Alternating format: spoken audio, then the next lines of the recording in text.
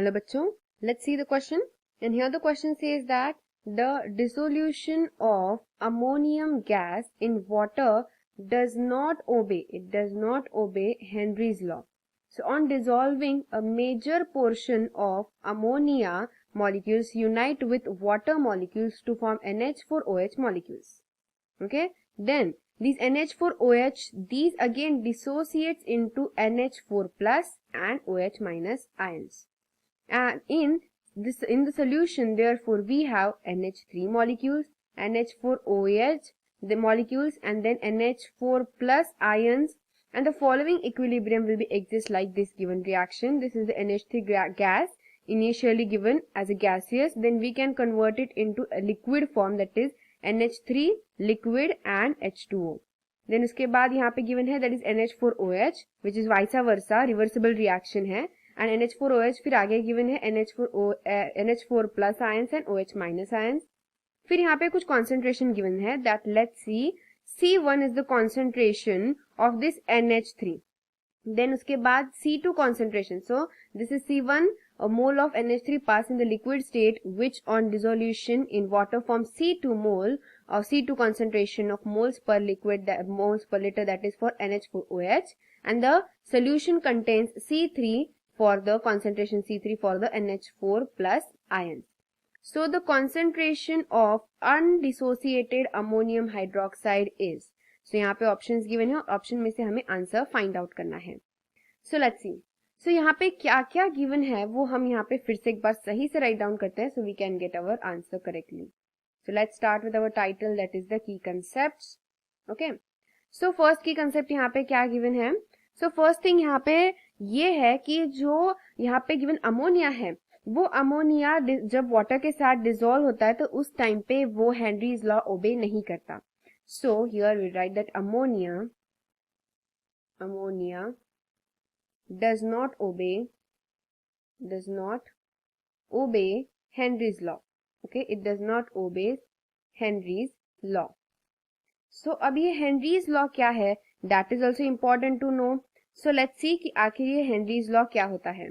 So here we will write Henry's law. Okay, so what is this Henry's law? So ये Henry law क्या state करता है, इसका जो law है that कि जो भी अमाउंट होता है, the amount of dissolved gas, जो भी dissolved gas का अमाउंट होगा वो भी लिक्विड में.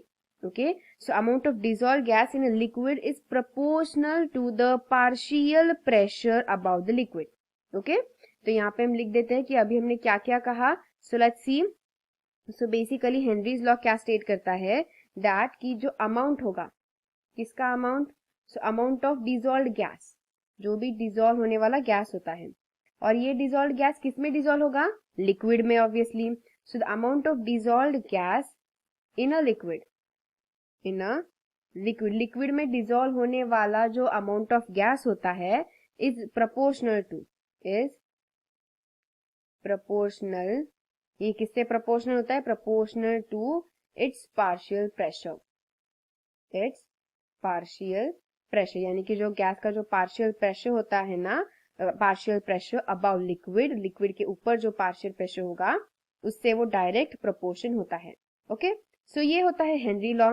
लेकिन अमोनिया तो ये हेनरी लॉ फॉलो ही नहीं करता. यानी कि यहाँ पे हेनरीज लॉ में क्या कहा गया है, हेनरीज लॉ में ये कहा गया है मेनली कि जो भी डिसॉल्व गैस होगा लिक्विड में वो डायरेक्टली प्रोपोर्शनल होगा जो भी पार्शियल प्रेशर होगा अबाउट द लिक्विड उससे, राइट. लेकिन यहाँ पे ये हेनरीज लॉ तो फॉलो ही नहीं करता. करेक्ट. सो क्यों फॉलो नहीं कर रहा, तो अगर यहाँ पे जो गिवन रिएक्शन है पहले हम वो राइट डाउन करते हैं. So what is the given reaction, तो यहाँ पे रिएक्शन में पहले तो NH3 गैसेस है. ओके, NH3 गैसेस, फिर उसके बाद यहाँ पे रिवर्सिबल रिएक्शन है, that is NH3 liquid form में plus water molecules. Then again reversible reaction, then NH4OH, and फिर से रिवर्सिबल रिएक्शन होगा जिसमें होगा NH4 plus ions plus OH minus ions. Okay, तो यहाँ पे हम अब कॉन्सेंट्रेशन लिखते हैं. तो यहाँ पे कॉन्सेंट्रेशन क्या गिवन है, NH3 जो गैसियस है प्रेशर उसका कॉन्सेंट्रेशन इनिशियली C गिवन है. फिर जो NH3 लिक्विड होगा उसका कॉन्सेंट्रेशन देखो यहाँ पे हमें गिवन है C1, राइट. सो इसका कॉन्सेंट्रेशन C1 होगा. देन उसके बाद NH4OH गिवन है, तो NH4OH का भी कॉन्सेंट्रेशन यहाँ पे C2 गिवन है क्वेश्चन में. एंड देन NH4 प्लस जो आयंस होंगे उनका कॉन्सेंट्रेशन C3 गिवन है। तो यही कॉन्सेंट्रेशन कंसिडर करके हमें ये क्वेश्चन सॉल्व करना है। हमें बताना है जो अनडिसोसिएटेड अमोनियम हाइड्रोक्साइड आयंस होंगे उनका कॉन्सेंट्रेशन क्या होगा। So we have to find out that concentration here. तो जब हम अमोनियम आयंस की बात करते हैं, जो भी ammonium hydroxide ions that is NH4OH minus ions जो होंगे, वो जो आयंस होंगे अगर उनमें से जितने भी अनडिसोसिएटेड बचे हुए होंगे उनका कॉन्सेंट्रेशन क्या होगा।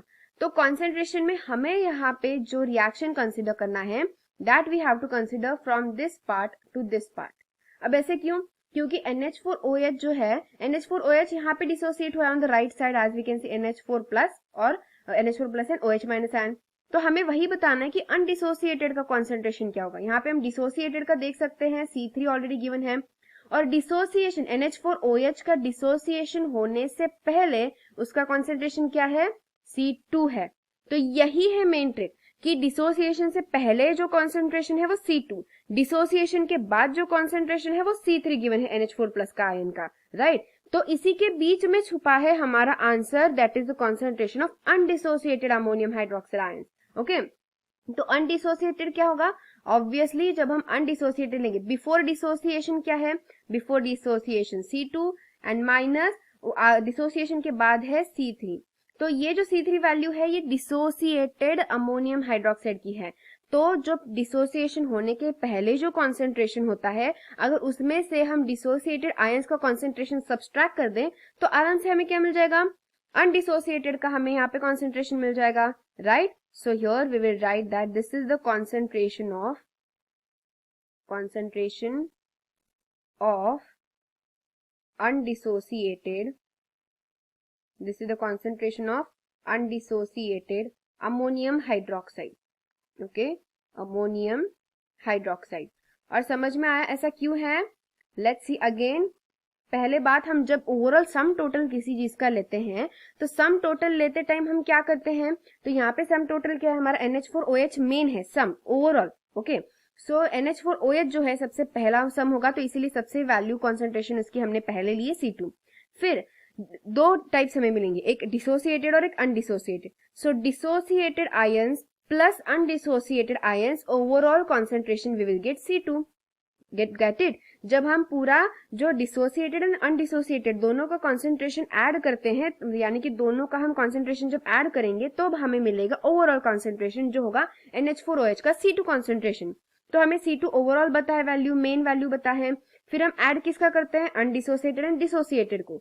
तो डिसोसिएट जो हो चुका है उसका कॉन्सेंट्रेशन तो हमें C3 पहले से बता है, तो बचा क्या, नॉर्मल सब्सट्रैक्शन। जो टोटल ओवरऑल सम है उसमें से हम NH4OH का माइनस करेंगे तो हमें बचा हुआ कॉन्सेंट्रेशन जो अनडिसोसिएटेड का है वो मिल जाएगा, जिसकी वजह से सिंपली हमें ये फॉर्मूला मिलता है।